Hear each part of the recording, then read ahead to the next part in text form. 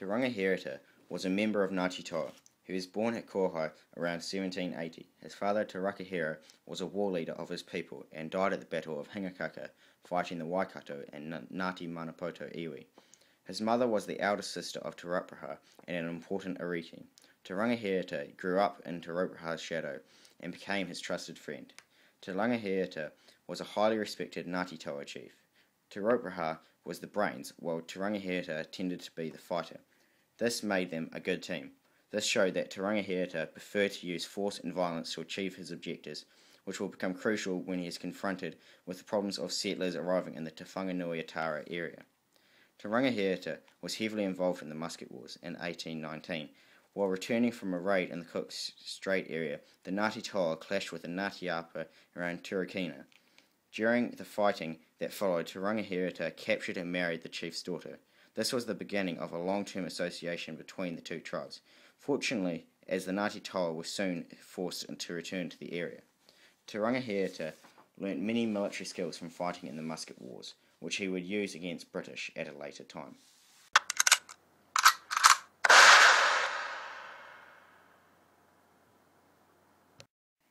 When they arrived back to their own tribal areas, the war party found that the Waikato and Ngāti Manapoto Māori had decided to get rid of the Ngāti Toa in the area.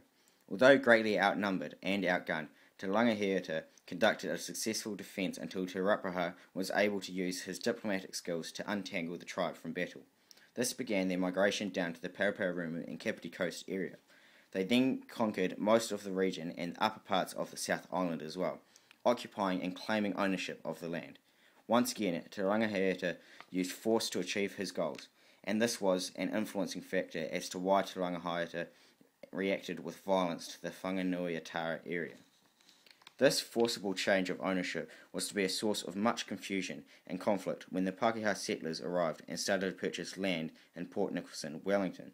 This was a source of conflict because Ngāti Toa and Te Ātiawa both had claim to the land, and they did not get on well with each other.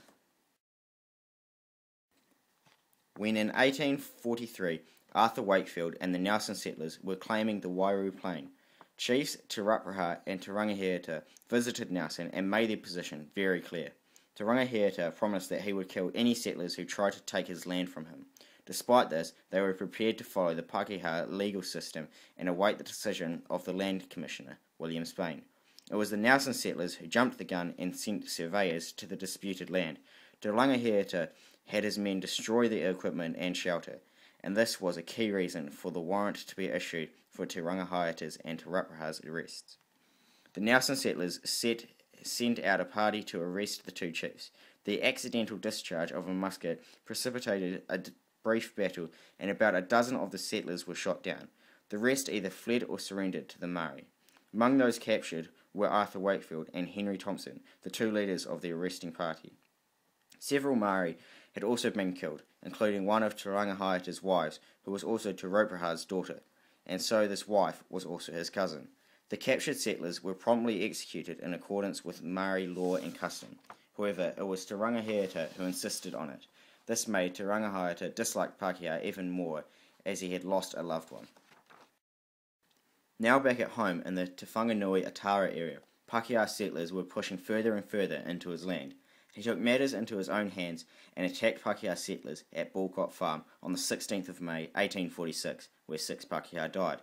Now Te Rangihaeata sided with the rebellious Taringa Kuri of Ngāti Tama, but Sir George Grey's arrival with troops in 1846 brought matters to a head.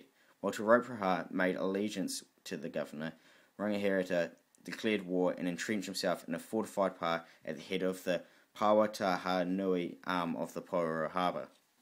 He was eventually forced to retreat into the dense Hauraki Valley, pursued by soldiers, bluejackets, and their Māori allies. Following a number of the fights, Te Rangihaeata made a last stand on Pouaha Hill, inland from Paikokariki. With the assistance of sympathetic Māoris, allegedly friendly to the governor, he managed to elude the British with help from some Ngāti Toa members that were helping the British. He later retired to a fortified mount in the swamps of Parotafo. Te Rangihaeata remained at the swamps of Parotafo until his death from measles in 1855. For most of his life, Rangihaeata scorned everything that was European, but in the end, he saw the potential of trying to get along with the Pakeha.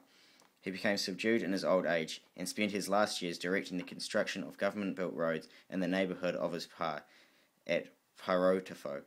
He is now remembered as a patriot who resisted the displacement of his people and culture at the time of settlement.